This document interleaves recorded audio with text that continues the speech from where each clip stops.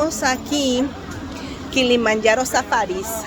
Miren, esto ha sido de película, de hacer filas y filas, cualquier cantidad de personas. Ustedes no tienen ni idea. For the safari? That one? Okay. Y entonces, cualquier cantidad de gente, miren, cualquier cantidad de personas.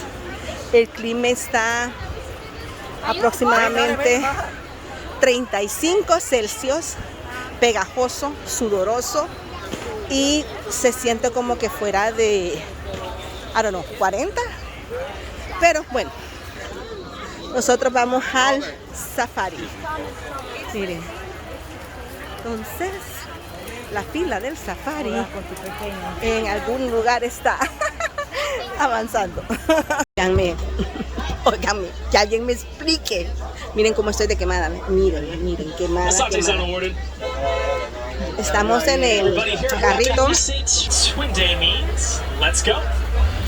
Vamos ahorita en un safari y yo se lo voy a mostrar. Migratory patterns. We might not see all these animals today, but we've had pretty good luck so far. A really quick show of hands. Is anyone's first time on the reserve? Any first timers? Oh, great, me too. That's awesome. Now, just by looking at this animal, who thinks it's related to the giraffe? Anyone? Giraffe?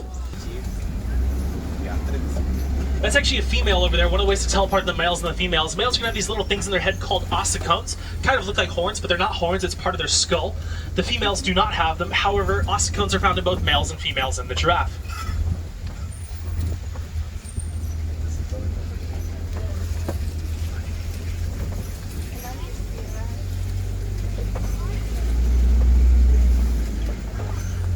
Our next couple of animals are coming up on the right side of the truck. This crimson colored.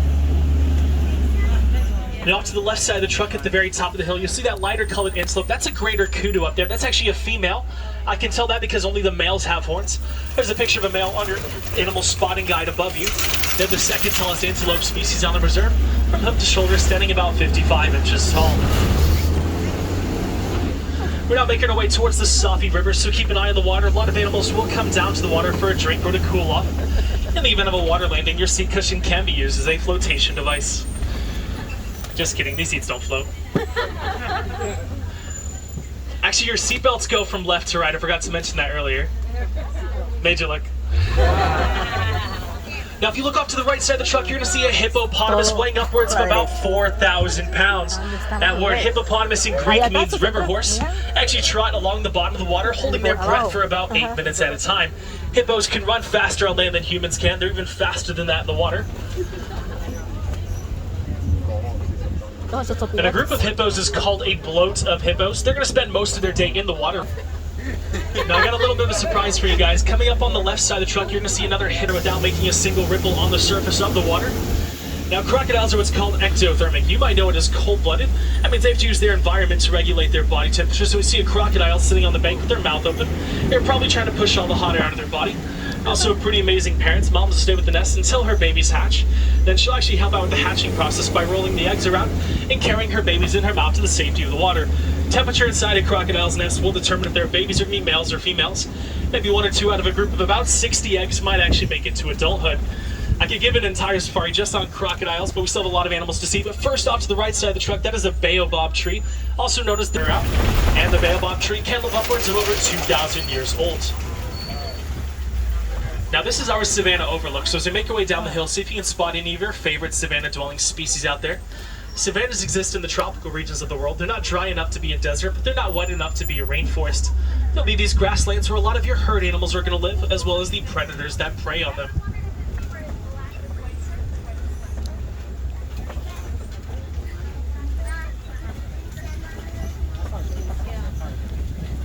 Our first animal's off to the right side of the truck. That is the Hartman's mountain zebra back there. Now, because they are mountain zebra, they're a little bit more agile than some of the other zebra species. They're also the only zebra species mistaken for hyenas, but they are not related to the hyena. Something really cute they do is they wake up in the morning, each individual in the pack will greet each other before they get their day started. They're also some of the most efficient predators on the savannah, working together in their packs to bring down animals much larger than themselves. They're led by a dominant male and a dominant female.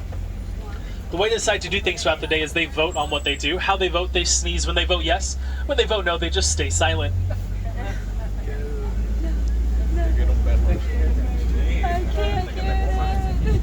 Off to the left side of the truck in the back over there, you're going to see the sable antelope with those long horns tilted back over their heads. They're one of the few antelope species that will actually stand their ground whenever there are predators nearby. They'll use those horns in self-defense and to protect their backs from lions jumping on them. They're led by a dominant female. Now really quick, these termite mounds are going to be passing, can get about as hard as concrete. Elephants will actually use termite mounds as a back scratcher, and there can be enough termites inside to equal the same weight as a small cow. Now off to the left side of the truck, that's a pretty small herd of wildebeest. I say small herd because they've been known to gather in herds of thousands or tens of thousands, sometimes coming together to form a super herd of over 1 million, which is so large it can even be seen from space. They'll travel over 1,000 miles through the Serengeti, chasing the rains for new grazing grounds. They actually have scent glands in their hoofs, so that way the back of the herd can tell when the front of the herd is moving. Now the name for the wildebeest is the gnu because of the sound it makes. At nighttime they sleep in rows with their young in the middle. They'll have a couple of lookouts to watch for any predators that might try to attack in the night, such as the hyena or the lion. Now to the left side of the truck, we have the tallest antelope species on the reserve, the Patterson's eland. They stand about 6 feet tall from hoof to shoulder. The male's going to be the one with that darker grayer coat over there. The female's going to have that lighter brown coat. From a standing position, they can almost jump straight over this truck.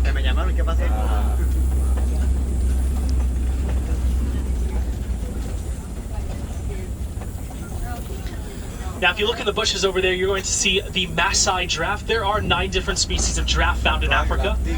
Now, I can tell these are Maasai giraffe because of that rigid structure in its coat. That pattern is unique to each animal. It's kind of like your thumbprints.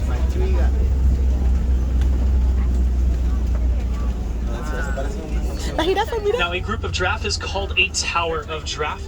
Giraffe will actually spend most of their day eating. They only sleep about 30 minutes a day. They're using their long, prehensile tongues to grab the leaves from the tops of the trees and pull it down towards their mouth. Their tongue is a purple or black coloration to help prevent it from getting sunburned. Also, giraffe have quite the rude awakening to the world. When a giraffe is born, they drop 6 feet straight to the ground. Now, coming up on the right side of the truck in these palm trees, you're going to see the Ankole cattle, also called the Watusi cattle because of the tribe that domesticated them. They were not used for meat or for milk, but actually as a sign of wealth. So the more you had, the wealthier you were. A few more giraffe off to the left side. So giraffe are actually very important to the environment. They're pollinators just like bees. So during pollen season, when they stick their heads in the leaves, they're going to get all that pollen on their face. They'll carry that from tree to tree or plant to plant. They're so important to the environment. They're what's called a keystone species. Those are animals that, without them, the entire environment could deteriorate. It causes a domino effect. So the plant life would suffer if you removed giraffes. The other animals that eat those plants would suffer. And the predatory animals that feed on those animals would suffer. And unfortunately, that is currently the case in Africa. A lot of giraffe are being actually made of coltan, so by recycling those, you can actually help prevent habitat loss for animals like the okapi or the elephant. And because of this habitat loss, a lot of elephants are going to places where they're not supposed to go to get food, like people's farms. The farmers don't like that, and they've been trying to figure out a way how to coexist with the elephants, so they reached out to us for help. We found an interesting solution. Looks like a family group. So that solution we found was that elephants are afraid of bees. So African bees are very aggressive animals. And elephants have very sensitive skin, so they don't want to get stung. They also don't like that buzzing sound. So it also protects the elephants from the farmers. The farmers can make a profit off of the honey found in the beehives, and it also helps out bee populations. It's one of the many projects that the Disney Conservation Fund is involved in. Now, elephants live in what's called a matriarch society. A matriarch, she's the oldest in the herd. She'll be the one leading them to new grazing grounds and watering holes. Probably some of the same ones she's been visiting since she was a baby. While the second in command female, she'll be in the back of the herd. And her job is to make sure the rest of the herd sticks together. And for the most part, males are solitary animals. Sometimes they form bachelor groups. And they'll only briefly rejoin a herd when it's time to mate. Now, unfortunately, it does sad me to tell you about 96 elephants are poached each day for the ivory in their tusks. That's about once every 15 minutes. And unfortunately, at that rate, elephants could go extinct in this century. And as our friends over in Dino Land will tell you, extinction is forever. Flamingos standing about 4 feet tall. Pay close attention, you'll see some babies in the mix. They'll be a grayer coloration right now. It takes about a year or two after they're born before they fully get those pink feathers. So how do they get them? It's actually from the beta keratin found in their diet, which is mostly shrimp. Also, another name for a flock of flamingos is a flamboyance of flamingos. Now, the reason the flamingo stands on one leg in the water is because they lose a lot of their body heat through their legs. If they were to stand on 2 legs for too long in the water, they could get hypothermia. So in order to maximize their time in the water to be able to feed, they'll stand on that one leg while one leg is heating up, the other one's cooling off, and then they'll rotate those legs. Now coming up on the left side of the truck, you're going to see the white rhino, including a baby white rhino with his mother. They're the larger of the two rhino species on the reserve, weighing upwards of about 5,000 pounds. Oh, wow. Original name given to the white rhino was the wide rhino or wide-lipped rhino, so they're grazers. They'll be using those wide lips to be able to grab as much grass as possible per bite. Now they were probably over here for these mud pits earlier. They like to roll around in the mud to protect themselves from the sun. When they're done with that mud, they'll wipe it off on the trees around here. Another name for a group of rhinos is a crash of rhinos. So rhinos, they went extinct for about 30 years, but Animal Kingdom, along with a couple of other zoological facilities, helped reintroduce a population to that country. That number is slowly going up. Now, unfortunately, it's a sadder story for the northern white rhino, another subspecies. They made headlines around the world a few years ago when the last male passed away. They are now functionally extinct. There's only 2 females left in the entire... I'm gonna try to help you guys out. It's right behind this tree that kind of looks like a Y right here. Look, just past that, you're gonna see the fastest land animal in the world, the cheetah. Now, cheetahs reach speeds of about 60 to 70 miles per hour in about 3 to 4 seconds. They can only keep that going for a couple hundred feet before they tire out. Their claws are non-retractable, so it's kind of like cleats on an athlete when they run to help them get up to those speeds. Also, the end of their tail is really large and muscular, which they actually use as a counterbalance. Warthogs will use their large tusks to burrow out their holes. Now, when they sleep in those holes, they sleep with their tusks facing outward. That way to deter any predators from trying to attack them while they sleep. Their closest living relative is the pig. They may not look fast, but they can actually run at speeds of about 35 miles per hour. There's actually one warthog.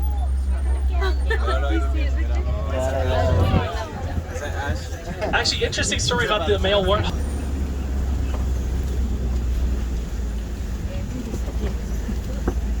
Now, coming up on the left side of the truck, you're going to see the Nigerian dwarf goat. They only stand about 2 feet tall, fully grown. They're very playful animals. Through that playfulness, they'll establish a dominance in the group. They're also very skilled climbers, and they're sold throughout the world. They're used for their milk. Now, unfortunately, our safari is coming to an end. And it does sadden me to tell you that most of the animals we have seen today on the reserve. If you're looking for any more wild animal encounters today, when you get off the truck, head over to either the Gorilla Falls Exploration Trail, the Maharaja Jungle Trek, or the Discovery Island Trail. And if you liked your safari today, my name is Parker. If you didn't like your safari today, my name's Chris from Orlando. But here in Harambe, we do not like to say goodbye. That is far too final and far too sad. So I'm going to leave you guys with the Swahili phrase, kwaherini. Kwaherini does mean to go well, so from all of us here at Harambe, go well, go wild. Have a great rest of your day here at Disney's Animal Kingdom, or where